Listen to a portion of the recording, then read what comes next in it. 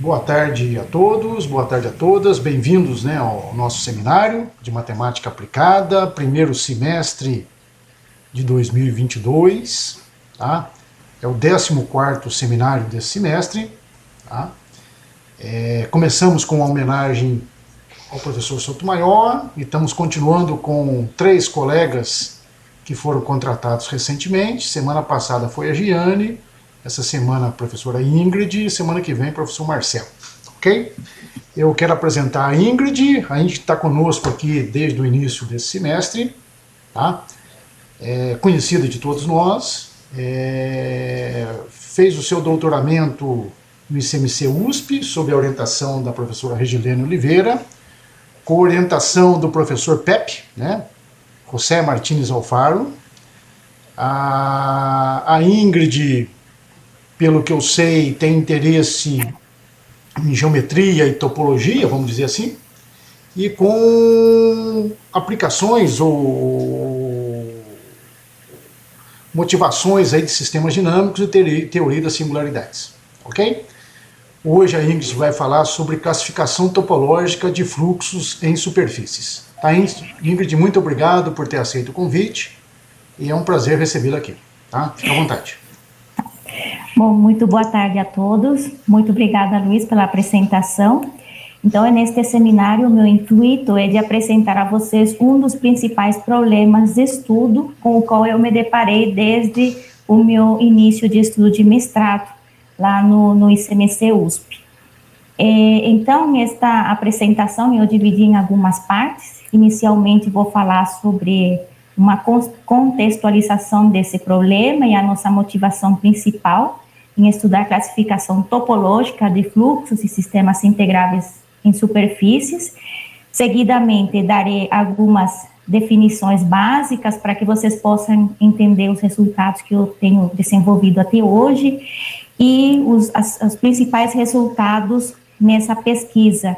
E vou finalizar dando algumas aplicações destes resultados e dando aqui, já para finalizar a última parte do seminário, eu vou apresentar a vocês um problema que eu estou tratando atualmente com o Pepe, assim como o Luiz Fernando acabou de mencionar. Tenho colaboração científica, mantenho ainda colaboração científica com ele, então eu vou explicar um pouquinho esse último problema sobre sistemas topologicamente integráveis já na última parte do meu seminário. Bem, então vamos iniciar. Então, em que contexto eu tenho trabalhado? Então, dentro da teoria dos sistemas dinâmicos diferenciáveis, a noção de integrabilidade se refere à existência de uma foliação. Essa foliação pode ser singular ou regular, que é invariante pelo fluxo.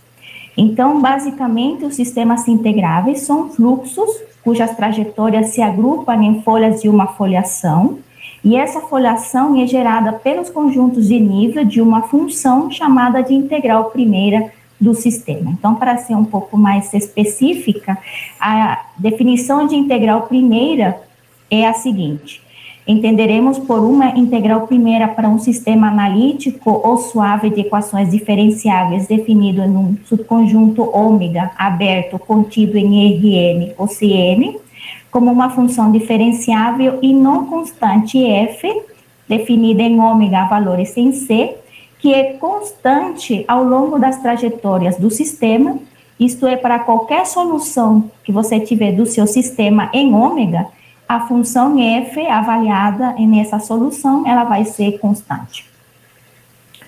Então, a nossa motivação inicial partiu do seguinte: existem muitos trabalhos na literatura que tratam sobre as propriedades locais dos sistemas integráveis, inclusive há ferramentas algébricas, topológicas, enfim, que tratam sobre propriedades locais de tais sistemas. No entanto, propriedades globais desta classe de sistemas não foram tão exploradas. Então, essas propriedades globais podem ser estudadas por meio da investigação da estrutura topológica dos sistemas e da sua relação na variedade na qual eles estão definidos. Por exemplo, considerando o estudo topológico da sua singularidade, dos seus pontos de equilíbrio, ou conjuntos singulares e suas órbitas conectantes. Então, qual que é o método para a gente estudar essas propriedades globais dos sistemas integráveis? Então, basicamente, a estratégia está sujeita a algumas reduções iniciais do sistema, e o método para isso é a construção de invariantes topológicos. Os que eu tenho trabalhado atualmente, esses invariantes são grafos. Bem, então, como é que é essa estratégia? Bom, inicialmente, a primeira redução que nós fazemos nesses sistemas integráveis é na construção do espaço de órbitas ou o espaço das folhas para o caso de uma foliação. Então, esse espaço de folhas ou espaço das órbitas, ele é formado pela reunião de classes, onde cada classe é definida através da seguinte relação de equivalência.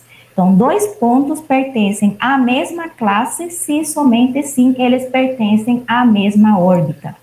Então, geralmente, esse espaço de órbitas munido dessa relação de equivalência é uma foliação singular. Seguidamente, a gente organiza esse espaço ou esse conjunto em um número finito de regiões abertas, de modo que em cada região as órbitas têm o mesmo tipo de comportamento. Assim, as órbitas têm as mesmas propriedades assintóticas ou definem um fluxo paralelo. Seguidamente, todas essas informações sobre essas regiões são codificadas em um grafo e, desta maneira, todas as informações iniciais do sistema ficam representadas no grafo. Então, o grafo munido de todas essas informações adicionais do sistema, ele será um invariante topológico para o sistema inicial, uma vez que foi assim como a gente foi definindo ele, né? Agora, se a partir desse invariante pode-se reconstruir o fluxo inicial que eu tinha, então dizemos que o invariante é completo. Nem sempre, a partir de um invariante que você define, você consegue reconstruir novamente o seu sistema original. Então, nós estamos... os problemas que eu tenho trabalhado é nessa direção. A partir de um invariante, como você consegue reconstruir ou obter todas as informações globais do seu sistema, todas essas propriedades globais do seu sistema. Ou seja, em invariantes topológicos completos. Bom, então, a equivalência topológica que eu tenho trabalhado é a equivalência via homeomorfismos. Então, como é que se define essa equivalência topológica? Nós partimos de M, sendo uma variedade m-dimensional, e temos X1 e X2, dois sistemas definidos em M. Então, nós diremos que eles são topologicamente equivalentes, se existir um homeomorfismo H definido na variedade, que envia as órbitas de X1 nas órbitas de X2, preservando a orientação das órbitas. Então, visando essa definição de equivalência topológica, na literatura existem alguns trabalhos que tratam sobre a classificação topológica de alguns fluxos contínuos em superfícies, bem sejam orientáveis ou não orientáveis. Tá? Então, mais ou menos em uma ordem cronológica como foram aparecendo esses trabalhos, iniciamos com os trabalhos de Lentovich e Meyer. Entre 1930 e 1955, eles definiram o invariante chamado Dechain de um fluxo, para estudar os fluxos polinomiais na esfera que tinham um número finito de pontos fixos ou de pontos de equilíbrio e um número finito de trajetórias singulares, chamados também de conjuntos limite, né? Logo depois, o trabalho de Maurício Peixoto, no 71, ele definiu um invariante que é completo, chamado o grafo distinguido, para a classificação topológica dos fluxos Morses-May, sem órbitas periódicas definidos em superfícies fechadas e orientáveis. Logo, seguidamente, esse trabalho aqui, depois eu vou explicar o que acontece com esse trabalho de Newman e O'Brien, do 76, na verdade o Marcos também trabalhou mais ou menos nessa década ali, a classificação topológica dos campos polinomiais, e de um modo mais geral de fluxos contínuos definidos em superfícies, também tanto orientáveis como não orientáveis.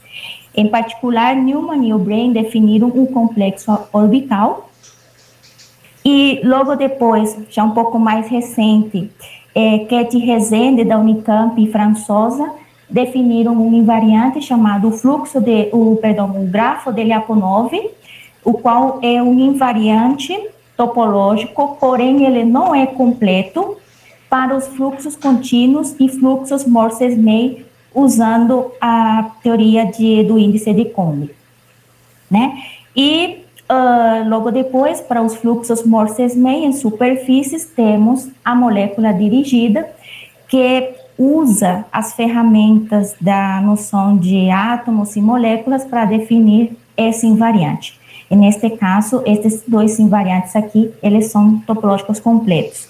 E a nossa motivação, quando eu iniciei meu mestrado, era, de fato, generalizar este trabalho de Bolsinov e Fomenko para os estudos dos fluxos de Morse, ou, de um modo mais específico, dos campos hamiltonianos com um grau de liberdade, cuja integral primeira, e nesse caso, é uma função de Morse. Então, nós trabalhamos no meu mestrado, isso aqui foi o dia que eu defendi minha dissertação de mestrado, foi dia 16 de julho, eu estava toda feliz e contente, porque nós tínhamos tentado generalizar esse trabalho dos campos hamiltonianos, onde agora a integral primeira não era mais uma função de Morse, é uma função Morse-Bott, que eu já vou explicar logo depois o que são esse tipo de funções, né? Então, fizemos nosso trabalho, porém, nós nos baseamos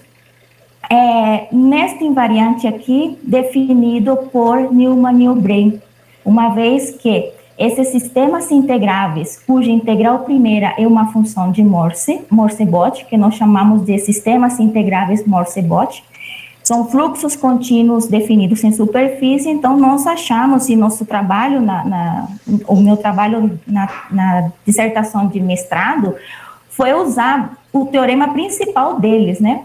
Então, bem, aqui, nesse dia da minha defesa do dissertação de mestrado, aqui está Pepe, José Martínez Alfaro, da Universidade de Valência, do meu lado direito da foto, Regilene Oliveira, que foi minha orientadora, e a professora Katy Rezende, da Unicamp, e foram eles os que conformaram minha banca de mestrado, mas minha felicidade durou muito pouco. 2 meses depois de eu ter defendido meu mestrado, nós percebemos que esse complexo orbital definido por Newman, ele tinha algumas lacunas, portanto, não era um invariante topológico completo para distinguir quando dois sistemas integráveis, que nós tínhamos interesse, eram ou não passíveis de ser distinguidos.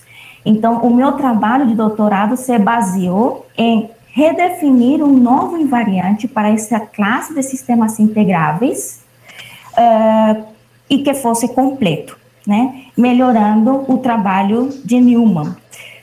Eu defendi minha tese de doutorado em 23 de julho de 2015.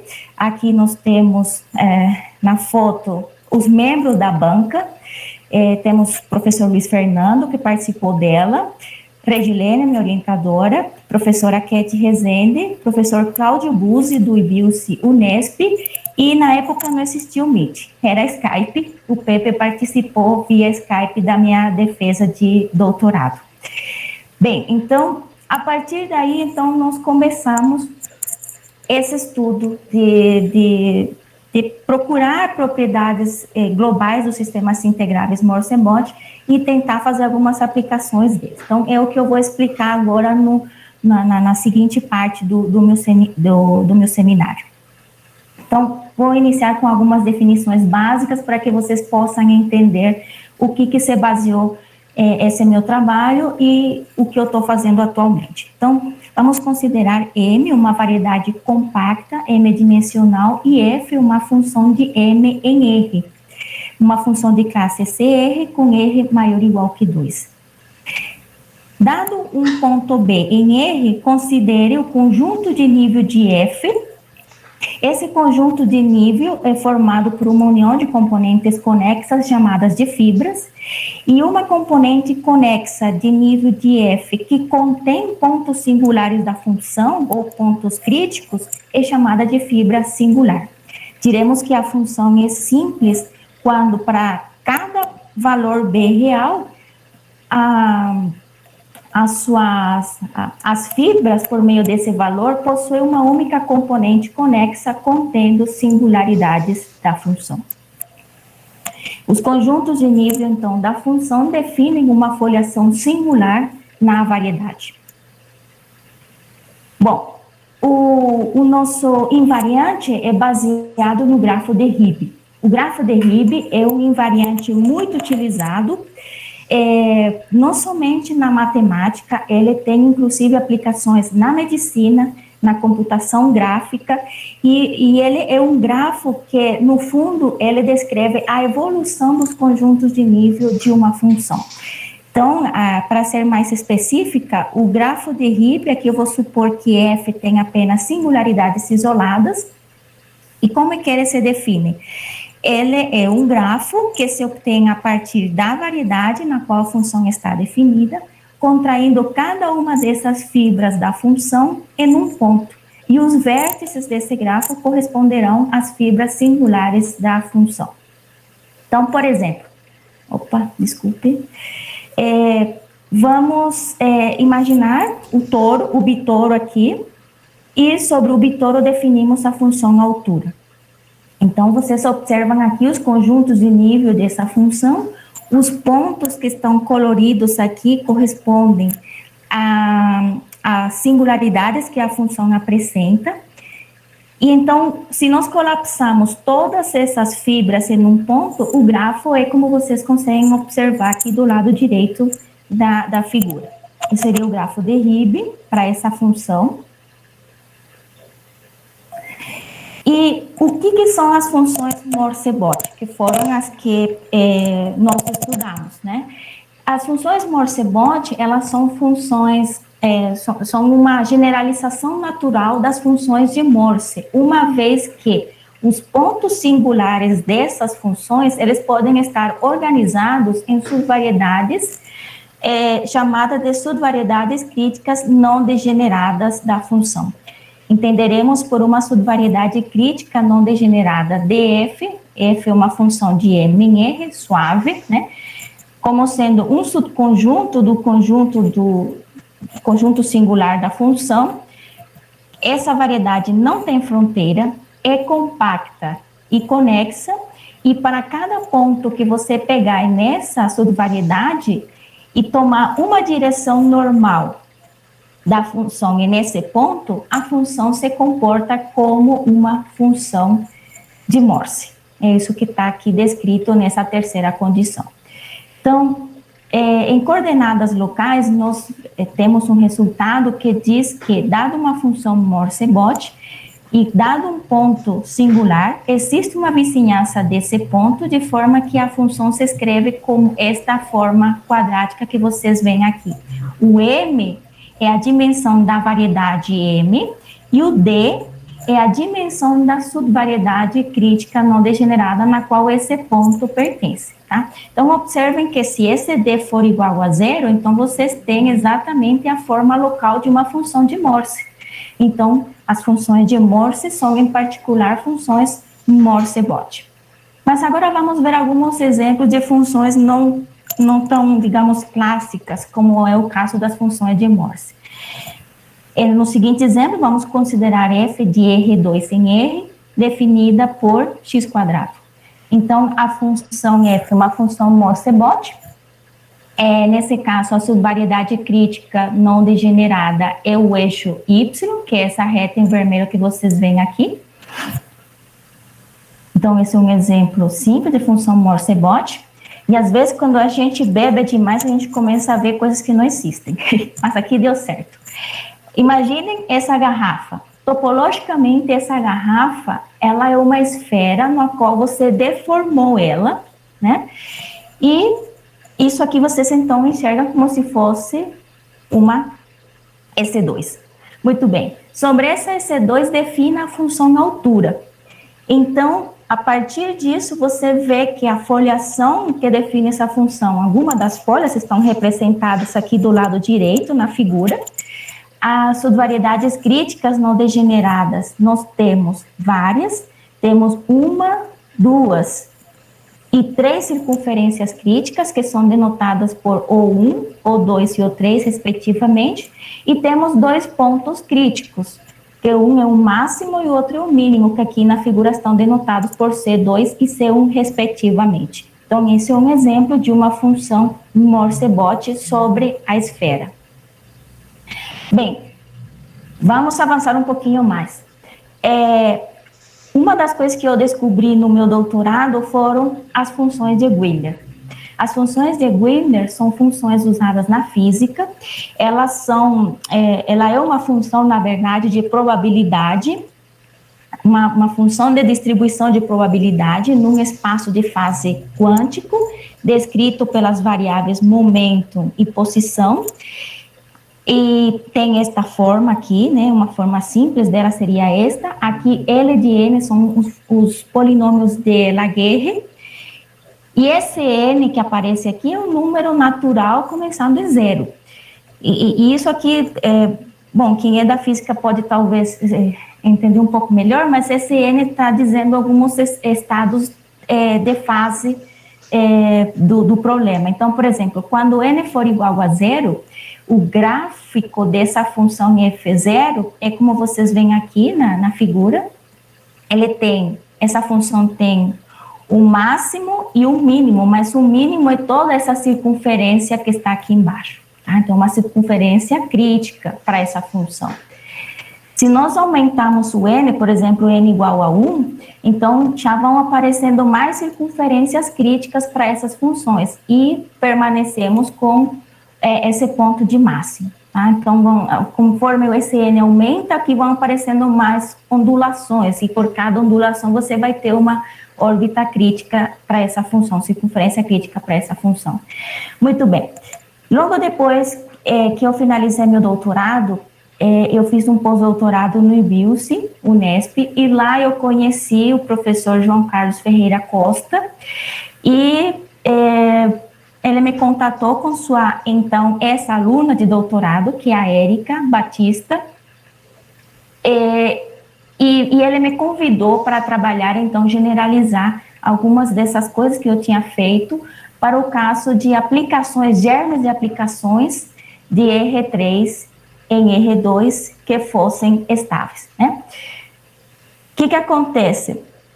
É possível você também definir funções Morse-Bot de uma variedade M, mas não mais valores sem R. Você pode levar agora todos esses conceitos e toda essa geometria para funções a valores na S1.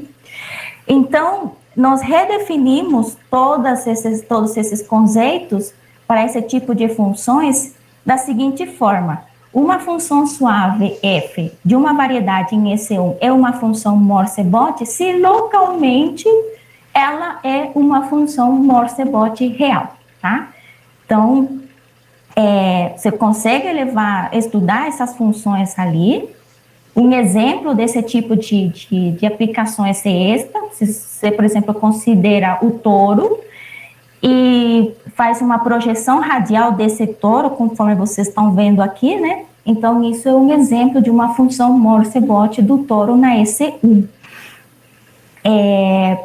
De fato, em um trabalho que eu fiz com eles, nós provamos que qualquer função Morse-Bot da S2, não mais do touro, da S2 em S1, ela é, na verdade, uma projeção radial, do jeito que vocês estão vendo aqui, tá? E uma das coisas que eu estou tentando provar com eles agora, essa aqui é a professora Érica, né? Hoje ela é professora da Federal do Cariri, o João Carlos, do IBIUSI Unesp. Então, com eles eu estou tentando generalizar este resultado anterior para o caso, para ver se é possível, quase certeza que de que toda função Morse-Bot de uma variedade em S1 se escreve também como uma projeção radial. Todas elas são projeções radiais. Ô Ingrid. Diga. Licença. Sim. Você fala localmente na imagem, né?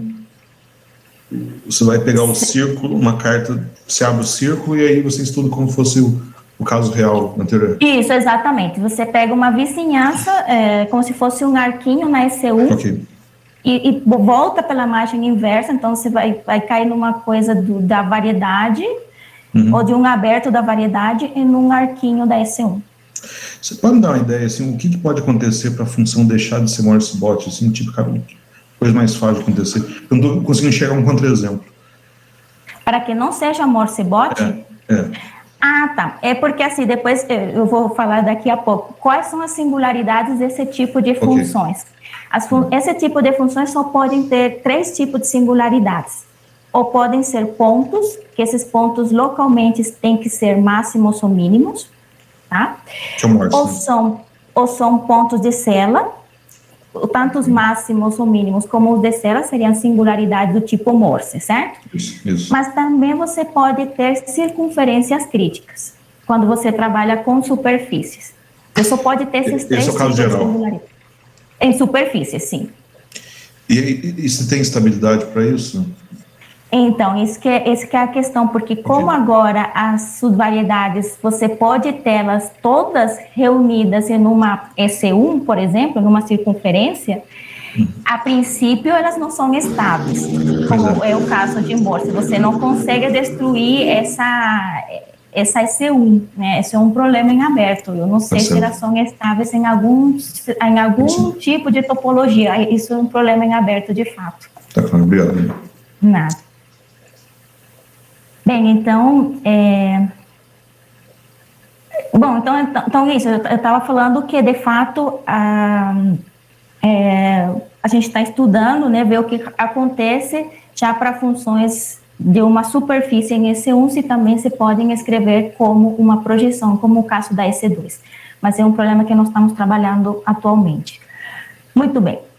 O que são essas foliações Morse-bot? Recordem que eu falei que os sistemas integráveis, a gente podia estudá-los a partir da foliação gerada pela integral primeira.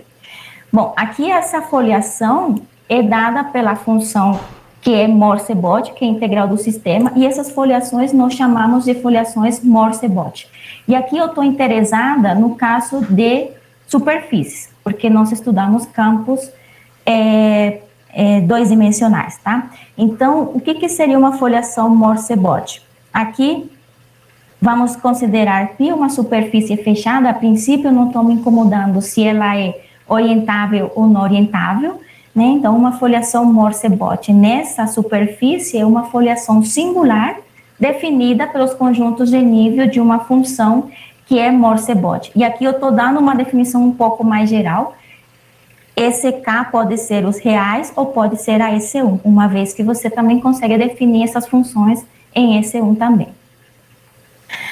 Muito bem. E como é que eu distingo quando duas foliações são ou não idênticas? Então, você define uma relação de equivalência para esse tipo de foliações, e a definição é a seguinte: duas foliações Morse-bot, F1 e F2, definidas em uma superfície fechada π, são topologicamente equivalentes se existir um homeomorfismo H de π em π que envia as folhas de F1 nas folhas de F2. Aqui não faz muito sentido falar em orientação, porque as folhas aqui não têm orientação, como seria no caso dos fluxos, né? Bem, agora sim, só complementando a pergunta do colega. Veja, quando nós temos superfícies, vamos supor que sigma é uma superfície aqui, e f é uma função definida nela, uma vez que estamos no caso dois-dimensional, as subvariedades só podem ser de dimensão 0 ou 1.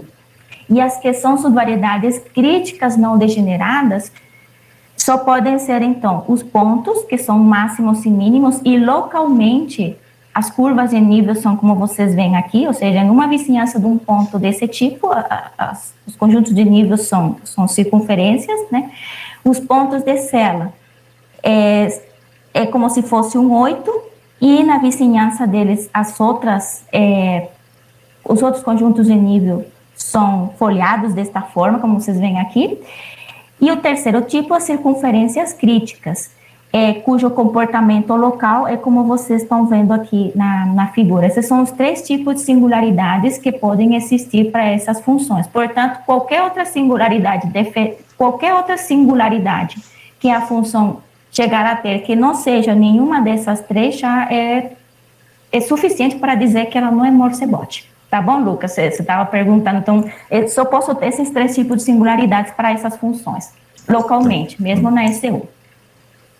No caso das singularidades ou das folhas singulares para a foliação gerada por essa função, somente tenho 2. As que são os pontos de Sela e as que são os pontos de máximo e mínimo. As circunferências críticas, elas não mudam o comportamento local em torno delas, elas continuam sendo circunferências. Então, não há nenhuma mudança de comportamento das folhas no caso de uma EC1 crítica da função, portanto, estas deixam de ser folhas singulares da foliação. Agora, quando a gente estuda o sistema integrável, cuja integral primeira é uma função Morse-Bot, então nós temos que, além dos 2 tipos de singularidades das folhas, nós também podemos ter agora circunferências, podem ser críticas ou não, preenchidas por pontos de equilíbrio desse sistema, onde órbitas próximas dessa circunferência com os pontos de equilíbrio, elas podem ou não ter seu comportamento, sua orientação mudada. Então, por exemplo, quando as órbitas mudam o comportamento, diremos que essa órbita é uma E-curva, e quando elas permanecem com a mesma orientação, é chamada de NE-curva, né? Uma curva que não muda a orientação. Então, podemos ter esses outros 2 tipos de curvas, cheias de ponto de equilíbrio, como singularidades do meu sistema. Muito bem. Quando nós estudamos agora, vamos pensar o caso dos sistemas cordais, por exemplo. São campos que não têm ponto de equilíbrio, né? Se chama sistemas cordais, de fato, porque você pode ver que cada uma dessas folhas são, na verdade, cordas que tendem ou se estendem para o infinito em ambas as direções, né? E nesse caso, o invariante para esse tipo de foliações, no caso do plano, já foi definido por Kaplan, logo depois por Marcos, né? E usando essa definição de equivalência topológica, então nós temos que 2 foliações regulares no plano são topologicamente equivalentes se somente assim as configurações de separatrizes são isomorfas. Então, caso o seu campo não tiver singularidades, o invariante para as foliações é suficiente para distinguir 2 tipos de sistemas integráveis desse tipo. Bem, então, como que seria o grafo? Como foi que nós definimos o grafo para uma foliação Morse-Bot para o caso aqui orientável, tá? Nós fizemos o caso não orientável, mas aqui nesse seminário eu vou falar o caso orientável, ou seja, quando a superfície é orientável. Então, esse grafo é definido da seguinte forma. Seja f uma foliação Morse-Bot e f é a função que a define, né? Então, o grafo θ de f para essa foliação Morse-Bot, ele será um círculo no caso de uma foliação regular por curvas fechadas no toro. Então, essa foliação é assim, você tem aqui o toro, né, e aqui tem somente curvas fechadas. Isso é uma foliação regular no toro, então, nesse caso, o grafo é simplesmente um círculo, né? Ou o grafo que se obtém do grafo de Ribbe da função f, por transformar a união de cada vértice V associado às circunferências críticas de F e as 2 arestas incidentes a V em uma nova aresta. Em outras palavras, o nosso grafo não tem vértices associados às circunferências críticas da função, tá? Somente é o ponto de máximo, mínimo e as de Sela, tá? Então, algumas observações é que esse grafo, ele vai ter o número de ciclos desse grafo corresponderá ao gênus da superfície.